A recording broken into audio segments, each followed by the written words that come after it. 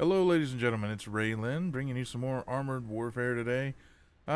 Just more or less a quick update to let everyone know that there's a new patch for Armored Warfare. It's the patch 0.20, and they've brought quite a few changes, mainly to the UI. They have adjusted some problems and bugs. They've addressed a few issues, like they said they were going to, and those improvements are actually really nice because, anytime that you're fixing bugs on a game that is had problems with bugs is always a good thing. They've started with a anti-tank guided missiles. Now when you fire them on the move, for example, they're no longer nearly as accurate, so they're emphasizing that you sit still and fire your missiles. You can still fire them on the move, but they just get less accurate.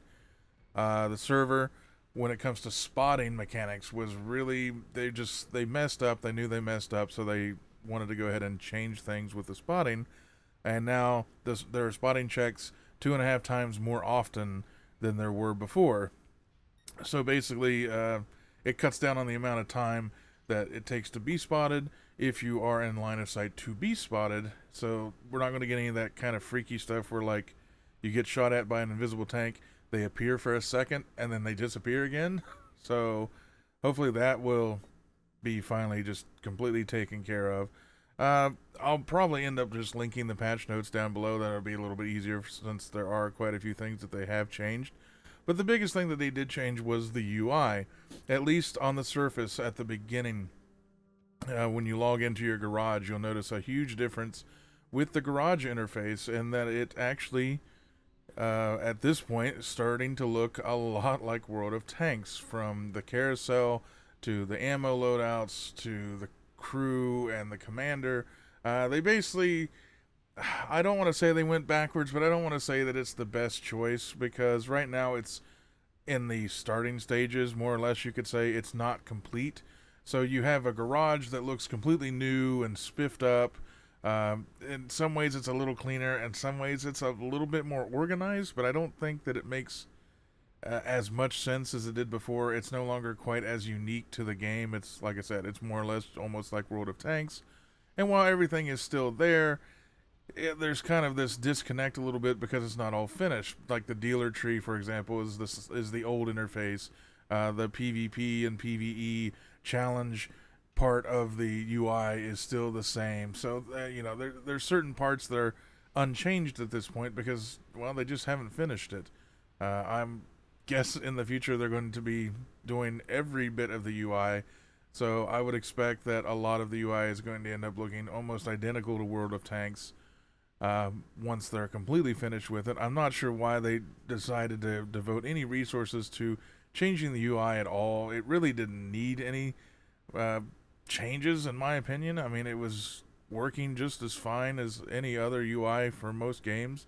It told you what you needed to be told, and it looked good to me. I mean, it's more modern, and now it's kind of looking more World of Tanksy, so it looks a little like it's run down. The tones and the colors seem a little bit more washed out. It's just, I'm not sure what they're going for outside of strictly World of Tanks clones. So a lot of people were not too happy with the change. I don't know why they even bothered putting any time into that when they could be putting it into new game modes or new events or fixing ongoing bugs that are still in the game, but they have squished quite a bit of it. They improved the tank destroyer by giving them the ready rack mechanism. I haven't even had a chance to try it out, but it sounds like it's an auto-loading mechanism of some kind for most of the tank destroyers. They get better accuracy now, a little bit better penetration, so they can sit further away and do more damage in a rapid fire sense, which is what I always thought the tank destroyers were meant to be doing, is shooting, doing decent damage with much higher penetration because they have bigger guns, sitting further back because they're all giant squishy targets, and they are seeming to head in that direction, at least for now, with the tank destroyers. Certain tanks got a few buffs here and there on their penetration or some of their armor values. They've finally fixed most of the armor problems with the T90 series, but they say it's an ongoing type of fix, so I don't know exactly what that means because they didn't really go into too many details. Certain other tanks like the T-72B3, the premium tank that I did a review on. They've increased its damage up. They've increased its penetration. They've improved the gun handling, so it's an even better premium tank than it was before. And they adjusted some artillery. They fixed a lot of map issues with frame rates and stuff like that. So they've optimized a few maps. They added a new PvP map, and that's pretty much everything. Just as a glossing over sort of skimming of the changes. Like I said, I'll leave a link in the description right to the patch notes. However, the one thing that has kind of got everyone in a little bit of a tizzy, especially on the forums, is the storyline campaign. Now, they've had a story running through the game for a while now, and now they've decided to make it an actual campaign inside the game. And this is episode 1. And you can watch the trailer for it. I'll leave a link in the description down below. But the problem is that it really isn't integrated into the game in any kind of smart or interesting way. Basically what they've done is you have 3 objectives to complete by the end of June. You gotta win 10 battles and drive the Tier 6 M1 Abrams. You have to win 10 battles in the Tier 7 Leopard 2 and win 10 battles in the Tier 8 M2 A3 Bradley. Okay, that might not be a big issue if you own those tanks, but it specifically requires you to use those tanks. If you don't have those tanks, guess what? You can't participate in the damn event. It's 10 battles with each of those tanks, so in total it's 30 PvE battles on hard, or you can do it in PvP. You have to win 10 victories, but it's in each tank, so it's a grind, and they don't even have a UI indication of where you stand in the grind. So you have to mentally remember how many battles you've played, how many you've won, and each one of these. And basically, you'll probably end up overplaying the tank unless you're taking very good notes as you're playing the game, which most people would probably find a little bit tedious and annoying. It should be something that's tracked in the game, and it is not. I mean, that is a pain in the ass in and of itself. But the fact that you have to own these specific tanks is also a pain in the ass. But what they decided to do is they put package deals on the website for each of these tanks, that you can go and actually buy these tanks on the website for gold without ever having to research down to these tanks in the actual tech trees. However, even though they're charging you gold to buy these tanks, they're not premium tanks. They're just the tech tree tank given to you, and it's not upgraded. It doesn't come with any other perks. It simply unlocks the tank so that you can drive them in these battles and win these battles and get the rewards for participating in this whole storyline campaign. That is the biggest thing of stupidity I've had ever seen for this game.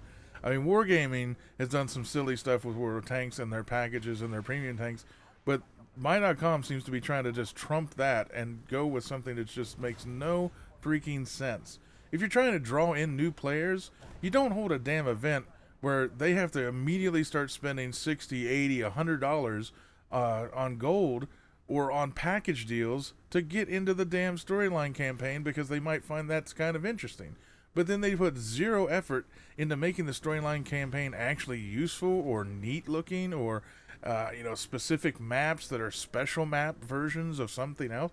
Nothing. They literally just said, here's what you do. They could have just said, win 30 battles in any tank. It makes just as much sense, because there's absolutely no feedback from the game to tell you, oh, you've taken these guys and the captain, and you've got them to Istanbul. This is all part of the storyline of them. You're taking a tank commander and his crews and his little unit to trying to get him to Istanbul because they're defecting, and oh yeah, it's cool to read it on the website, but there's no indication inside the game that anything like that is actually going on. There's no special maps, there's no dialogue about it. It's just win 30 battles, but you have to play 10 of those battles in these tanks, and by the end of June. If you're a new player and you're not willing to spend gold or buy these package deals off the website, you're not going to have a tier 6, a tier 7, or tier 8. You might, if you just start now and grinded your ass off every single day, all day long, you would probably get at least the tier 6, maybe the tier 6 and the tier 7. No way you're going to get the tier 8. And even if you do, by then you're probably not going to have enough time to actually do the storyline the way it is. And the rewards, even if you do, if you get the first reward, 3 days of premium time. Second reward, 3 days of premium time. The third, 3 platinum loot crates. And then if you do all 3, you get 6 platinum loot crates. Okay, sure, that's terrible. You know, that's just freaking terrible.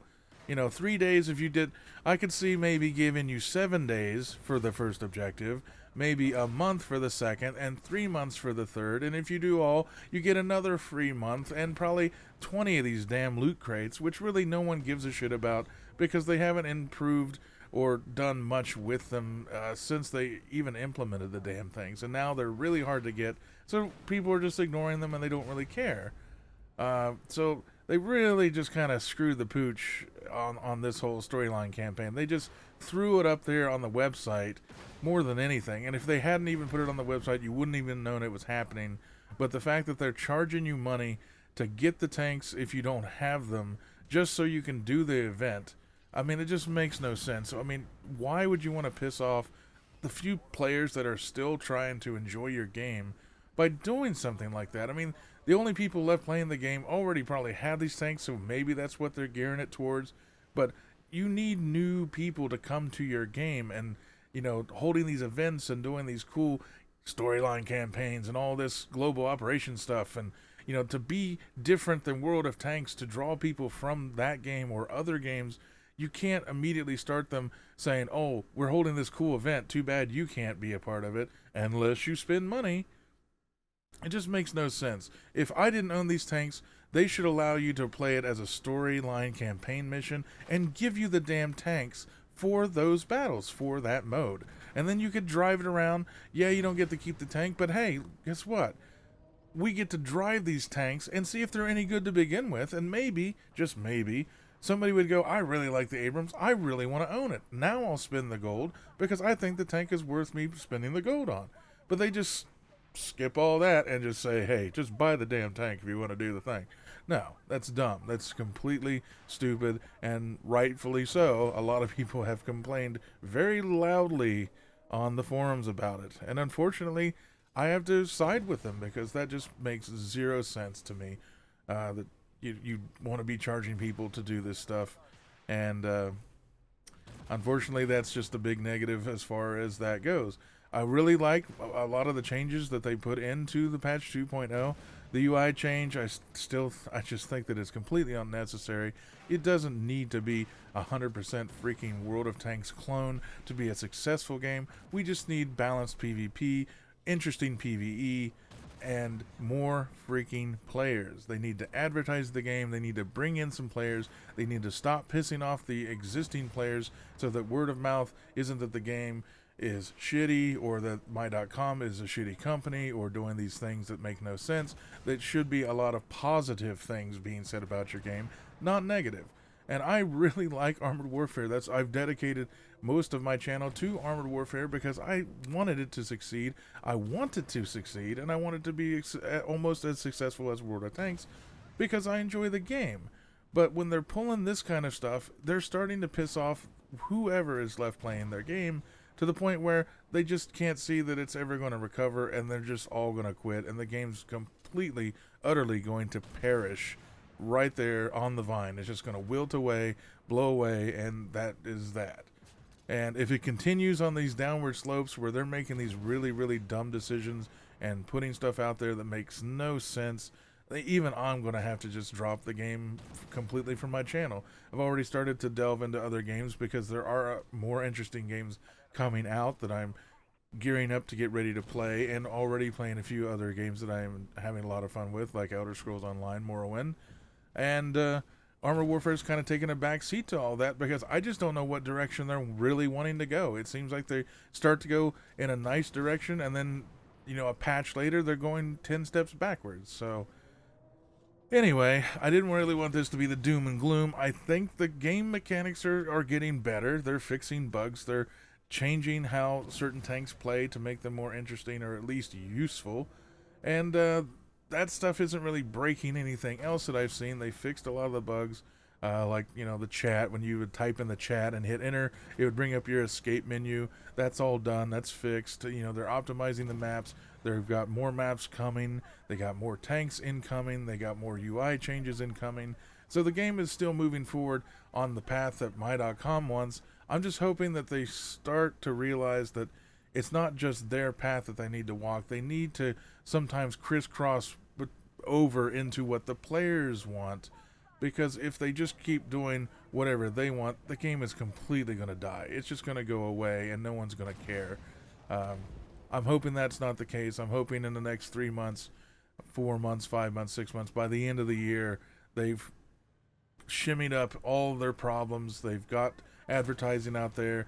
They've listened to the people and the players and started to do things and hold events that make more sense and make the players happy. They start getting new people in to try out the game, and all these new people start liking the game. The word of mouth gets out that the game is fun, and then it starts to regain a lot of the popularity that they've lost over the last year and a half or so since the game came out. And this new direction, there's nothing that says the direction my.com is going in as far as changing the UIs and adding tanks and changing how certain tanks play. There's nothing that says that that won't work, but holding events that make no sense and charging people to play tanks and have to buy tanks right off the bat to even enjoy an event they're putting on. I mean, you should encourage people to come back and play your events, not push them away and piss them off by throwing a cash grab tank package on your damn website. I mean, it just makes no sense to me. And of course, I would say if you don't already own those tanks, the event is not going to matter to you. Don't waste your time with the event. Don't spend a dime on any of those tanks. It's totally not worth the effort. And on that note, I'm going to end the video before it goes into, really sad crying in my soup kind of dialogue, and just letting you know that the new patch 0.20 is out. The gameplay changes have come in there. The garage changes are starting to show themselves, and that will be expanded on in the future. And as far as the gameplay goes, it's good, but don't even bother with the whole campaign storyline. None of that. It's not worth it. Ignore it. Just pretend like it's not there and go on and with your day and try to have some fun out there with the game. And that's going to do it for this video. If I helped you out, if you enjoyed it, please press the like button down below. It does help out my channel. If you haven't had a chance to subscribe, you can click at the bottom of your screen right now. That'll get you all the latest and greatest updates every time I go live with a new video. Take care, everybody, and I'll talk to you all next time.